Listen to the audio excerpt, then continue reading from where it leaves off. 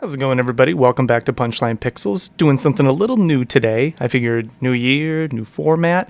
I'm going to kind of consolidate my thoughts on my 2025 gaming experience and carry it over into 2026 and see what I liked about it, what I want to change, and how I can better fit into my lifestyle now. So if you can relate to that and it's interesting, sit down, take a seat, and listen, and let me wax poetically for you.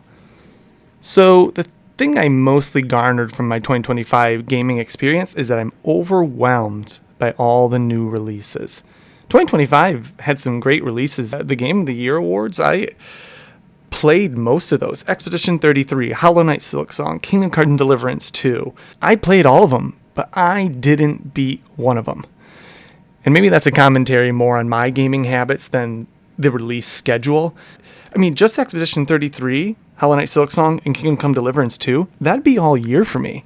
Those are extremely long games if you're trying to actually see most of it and not just hammer through the narrative. So I think with my gaming style, it's hard for me to consume at the rate that these games come out. And it's tough as a content creator to try and stay relevant and be talking about these things. I found myself a lot of times this year playing a game I don't even love just to have a commentary on it. And maybe that's a first world problem, but I think it's just something I need to adapt in this new year. I mean, I have Split Fiction and I haven't even touched it. I have this habit of game hoarding and FOMO where if I feel like games are just going to go somewhere, if I don't get them now, they're going to leave or the sale's going to end, but the sale always comes back and the game's always there. Hopefully. Hashtag Stop Killing Games initiative. We just don't want to be left out of the conversation. I think that's the biggest part. I'll wait for those sales and I'll hurry and purchase the game, and I still haven't touched it. It's just sitting in my library. Meanwhile, I'm balancing 5 different gaming economies between PlayStation, Switch, Xbox, PC. It becomes too much. Too much content, not enough time. I constantly feel under pressure to hurry and try something while it's still available or relevant. I'm looking at you, Game Pass. And you know what? That's one thing I'm probably going to change this year too. I am going to cancel my Game Pass subscription. It's just not my style of gaming. I still think it's the best deal in gaming, even despite the $30 price tag. If you consume games at that rate and that style and you're able to turn and burn, that's amazing. It's a great deal for you. I personally think $30 is too much for me, and it's just not my style. I feel too much pressure to hurry and play that game while it's being provided. So I'm probably going to cancel that and kind of wane off of it. Tried it, didn't like it. The last year and a half, me and my buddy have actually been hammering through all the old Halos, and it's been glorious. From Halo CE, despite the library, all the way up to Halo Reach. And let me tell you, man, I recently did a podcast with my top 3 narratives, and Halo Reach was on it. Playing Halo Reach again made me appreciate it so much more. That narrative is top notch. Bungie was going out swinging. It is probably, in my opinion, their best Halo. Maybe a controversial thing. And I got to play with my buddy who had never played it before, so it was really cool to see him experience Halo Reach for the first time, and the magnitude and the immensity of that game. It was just really fun to re-experience it and go back and play it again and appreciate it. We even played the abominations of Halo 4 and 5 and their massacre of Master Chief's character arc. Look how they massacred my boy. It's dude, 343 has no idea what to do with that franchise. Or sorry, Halo Studios has no idea what to do with that franchise. Halo Infinite wasn't the worst, but it doesn't even hold a candle to any Bungie Halo. And I'm talking about even ODST. Probably their weakest, definitely their weakest one if we're not counting Halo Wars. And now we've kind of shifted into the Gears. We beat Gears 1 around to Gears 2. And again, it's just been such a pleasure playing those older games again.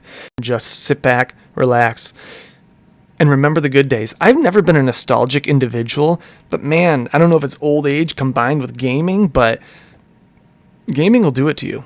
It'll bring you back to a time period in your life that was simpler and easier. Just getting together with friends, old LAN parties, hooking up your systems.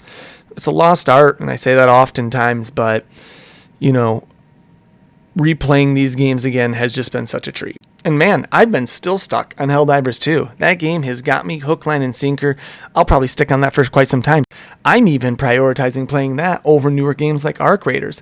Now, have it be said, I'm not much of a survival fan as it is, but I feel this pull to play Arc Raiders more because everybody else is playing it, not even because I want to play it. It was one of my most anticipated games last year. But once I heard it went survival, I almost immediately lost interest. And then the whole grid UI system, I've never been a big fan of that either. So I feel like me playing it is chasing the interest of other individuals more so than chasing my own interest.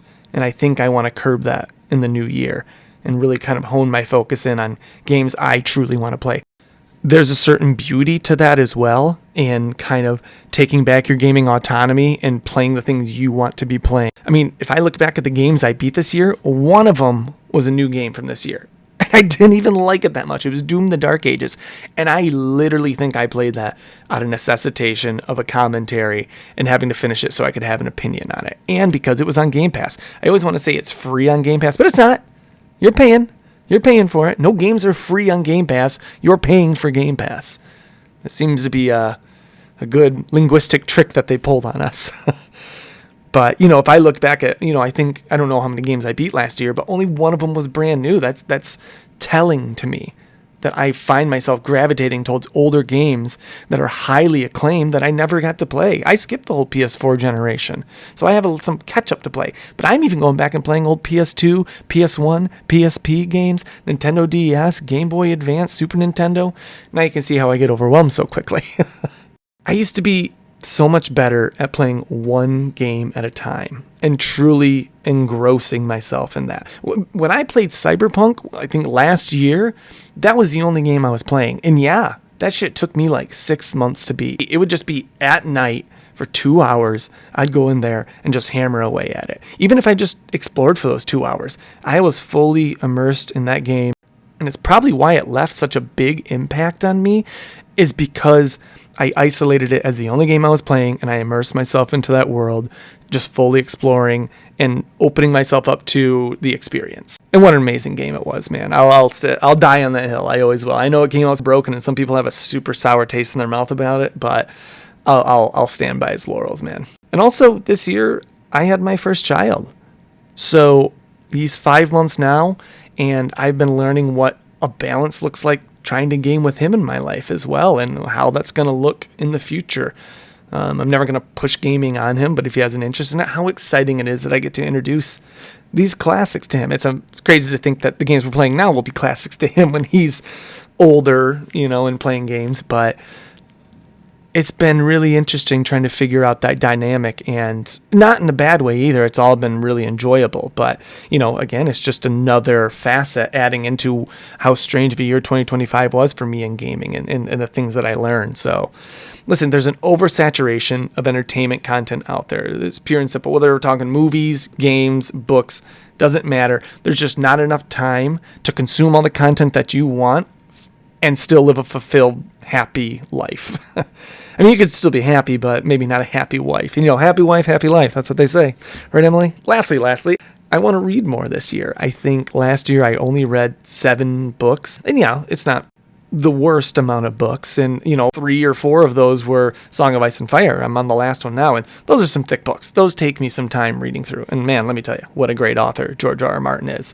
It makes sense why Game of Thrones became a show. But I know playing games is a distraction technically from reading more or creating more content on YouTube. So I think that's a big focus of mine too, is really scheduling in intentionally my gaming time and not kind of hoping I get to game at nights. I need to be more intentional with my nights and the time given to me. We never know how much time we got left. Oof, that went dark. That's not how I want to go into the new year. We got lots of life left and we're thriving. So yeah, my specific game goals this year are to play one game at a time, even with 5 different gaming economies, play one game at a time, soak it in, enjoy it. Yeah, does it mean I'm going to play less games this year? It does. And will I still keep up on the gaming news that's coming out? Of course I will. But will I rush to play new releases as much so? No, I won't. I can't. Because firstly, I don't want to. And secondly, I don't have the time to, especially if I'm focusing on one game at a time and I'm currently playing the game I want to play. Now, when GTA 6 comes out, different story. I'll drop everything I'm doing. I will play Grand Theft Auto 6 as soon as it comes out. So I guess there's exceptions to every rule. But big focus and goals for my games this year. I want to finally beat Red Dead Redemption 2. I probably only put 10 hours into that. So as everybody who's played that game knows, I've hardly scratched the surface. And I also want to finally beat the Mass Effect trilogy. I am near the end of the first one, and that was probably a year ago that I hammered through that. So, I could probably use a little refresher course on that as well. But playing 2 and 3, and as highly acclaimed as 2 is as well, and 1 was as well, a lot of people say that was their favorite, and I am enjoying it. And I mean, it's BioWare at their best, man. It's a shame to see what's happening with them with Veilguard. It's another reason I don't want to keep playing new games as well, is because these are the worst versions of these studios. Bethesda's at their worst. BioWare's at their worst. Obsidian's at their worst. I mean, yes, Outer Worlds 2 did okay, but it doesn't hold a candle compared to New Vegas in terms of its narrative that's written. So I want to go back and really appreciate these studios. Again, going back to Bungie, Halo. That was the old Bungie.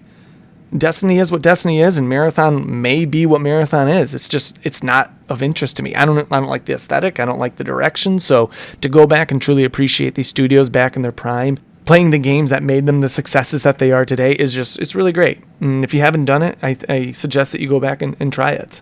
Long story short, I will always game. I love it. It's one of my favorite hobbies. It's the ultimate entertainment property, in my opinion, over movies and books, just in terms of pure interactivity. So I'm going to always game. I'm just going to tailor it to better fit my lifestyle nowadays. And it means I'm going to play less games, and that's okay. Slow down. We don't need to keep up with everything. Unless you're in the games media space, you shouldn't.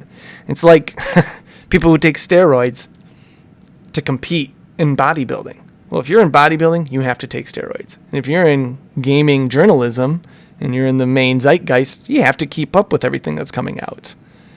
But if you're not lifting in the Olympics or Mr. Olympia, don't take steroids. There's no point. And if you're not in game journalism and in a higher position like that, don't force yourself to play every new game. It's literally impossible. Impossible. Or do it. I don't give a fuck. But listen, all things said, I appreciate every one of you who made it to the end of this video and who have been with me throughout this last year, watching the episodes with me. It was a big year for Punchline Pixels. We finally reached over 1,000 views on some of our shorts. I'm going to keep creating the content more regularly, and I appreciate every one of you who take the time out of your busy days to listen to me ramble on about video games. It's truly a blessing, and I hope it becomes something much bigger and we can help share this message more and get more people involved as well. So let's make 2026 a year of clarity, alignment, and success. So cheers. I poured a little drink here. Cheers to 2026. Thank you all so much. Happy New Year.